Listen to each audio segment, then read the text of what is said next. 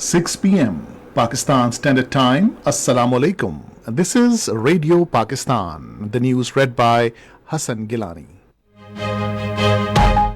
First, the headlines. Prime Minister has arrived in Shenzhen on first leg of his official 5-day visit to China. Planning Minister says promotion of business-to-business links between Pakistan and China is focus of second phase of CPEC. UN High Commissioner for Refugees has announced to solarize 125 educational and health facilities across Pakistan. India has shipped 27 tons of lethal ammunition and explosives to Israel for innocent Palestinians massacre. All-Party Hurriyat Conference has urged the United Nations, human rights and child protection organizations to save Kashmiri children from Indian violence. In the ICC Men's T20 World Cup, England will face Scotland in Bridgetown, while Netherlands will take on Nepal in Dallas this evening. And now the news in detail. Prime Minister Mohammad Shehbaz Sharif has arrived in Shenzhen on the first leg of his official 5-day visit to China.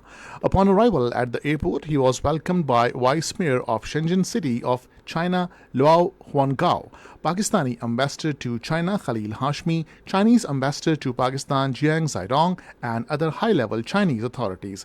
Deputy Prime Minister and Foreign Minister Muhammad Ishaq Dar and other senior ministers of the cabinet are accompanying the Prime Minister in his official visit to China since assuming office. Shenzhen is the first stop during the Prime Minister's official visit to China. During his 2-day stay in Shenzhen, the Prime Minister and his delegation will meet the leadership of Guangdong Province and Shenzhen Municipal Government, as well as leading Chinese companies in innovation and high-tech sectors. The Prime Minister will also inaugurate the Pakistan-China Business Conference in line with his vision to support, promote and lead collaboration between businessmen of the two countries. A business delegation of leading Pakistani businesspersons will attend the conference for collaboration with the influential Chinese counterparts. The visit to Shenzhen aims to bolster economic cooperation in export-oriented innovation-led advanced technologies, high-tech development, and information and communication technologies. Meanwhile, the Prime Minister, in his message on social media platform X, said that he has landed in Shenzhen on the first leg of his official visit to China at the invitation of the Chinese leadership. Shehbaz Sharif said he is impressed by the city's skyline and development that symbolizes modern-day China. The Prime Minister said he is looking forward to engagements with the provincial authorities, business community and industry giants in Shenzhen before proceeding to Beijing for official talks with President Xi Jinping, Premier Li Qiang, and other Chinese leaders and high officials. Minister for Planning and Development Ahsan Iqbal has said the focus of second phase of CPEC is promotion of business-to-business links between Pakistan and China. In a video message ahead of Prime Minister Shehbaz Sharif's visit to China, he said a delegation comprising 126 Pakistani businessmen is also visiting China. He said Pakistani businessmen will sign investment and export agreements with their Chinese counterparts during the visit. Ahsan Iqbal said the government is focusing all its efforts on easing high growth rate and on sustainable basis. The United Nations High Commissioner for Refugees is set to solarize 125 educational and health facilities across Pakistan this year. In a press release, UNHCR's representative in Pakistan, Philippa Kendler, has underlined the need to find clean energy solutions to address the growing energy needs in the country. She said UNHCR will also distribute and install more than 34,000 solar home systems in refugee village in Khyber Pakhtunkhwa and Balochistan. These state-of-the-art solar systems will provide clean and sustainable energy benefiting refugees and their hosting communities. Chief Justice of Pakistan, Justice Qazi Faiz Isa, has reduced the summer vacations of the Supreme Court judges by 1 month in view of the pending cases. According to the notification, the Chief Justice asked the judges of the top court to take 1 month as vacation in view of the considerable backlog of the cases pending before the Apex Court. The summer vacations of the Supreme Court judges will commence from 15th of next month. Chief Minister Khyber Pakhtunkhwa Ali Amin Gandapur says the government is providing a conducive environment to encourage foreign investment in the province. Talking to a delegation of Turkish investors in Peshawar today, he said the government is endeavoring to boost cooperation in public-private partnership model with foreign companies. Ali Amin Gandapur said efforts are underway to ease the complex process of investment to facilitate investors. This is Radio Pakistan.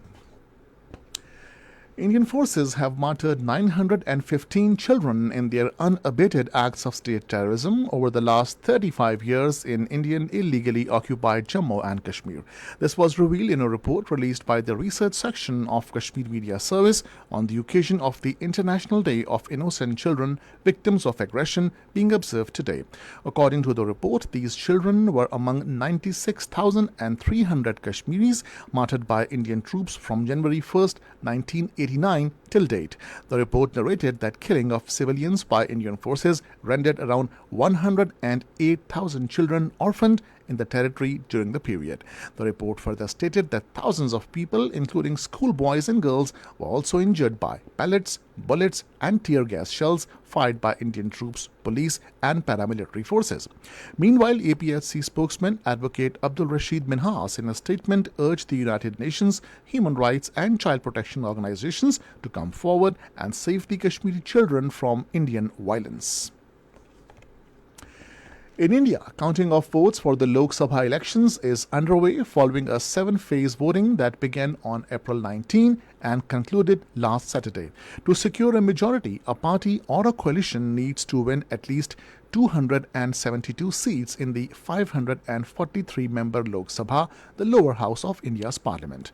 According to the Indian Election Commission, the voter turnout remained 66.3%, which is lower than the turnout of the last elections. India has become partner to Israel in committing genocide of unarmed Palestinians by providing support in men and in material in terms of weapons and ammunition. According to Kashmir Media Service, India has shipped 27 tons of lethal ammunition and explosives to Israel, as India is among few countries which are still allied with Israel in its massacre of Palestinians. The consignment includes precision munition and dirty bombs, which are expected to be used in Rafah, where millions of Palestinians have camped in open. At least 71 Palestinians were martyred and over 180 injured in Gaza during the last 24 hours. In a statement, Health Ministry in Gaza said many people are still trapped under rubble and on the roads as rescuers are unable to reach them. Death toll from Israeli attacks on Gaza since last October reached 36,500. Turkish Foreign Minister Hakan Fidan held a meeting with his Chinese counterpart in Beijing today. Addressing the joint press conference after the meeting, both the leaders agreed to accelerate efforts to reach a just, lasting solution to the Palestinian issue. In the ICC Men's T20 World Cup 2024, England will face Scotland in Bridgetown today. The match will start at 7:30 in the evening. In another match scheduled today, the Netherlands will take on Nepal at Dallas. The match will start at 8:30. Earlier today, Afghanistan defeated Uganda by 125 runs in the province. And finally, the weather. Mainly hot weather is expected in most parts of the country, while very hot in plain areas during the next 12 hours. However, dust and thunderstorm with isolated rain is expected in Islamabad, Potoha region and Upper Punjab and Khyber Pakhtunkhwa, Gilgit-Baltistan and Kashmir. And now the headlines once again. Prime Minister has arrived in Shenzhen on first leg of his official 5-day visit to China.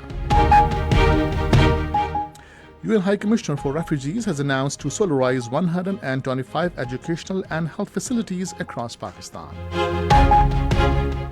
And that is the end of the news. For more news and analysis, log on to our website radio.gov.pk and also watch live video streaming of our bulletins on the link facebook.com/Radio Pakistan News Official.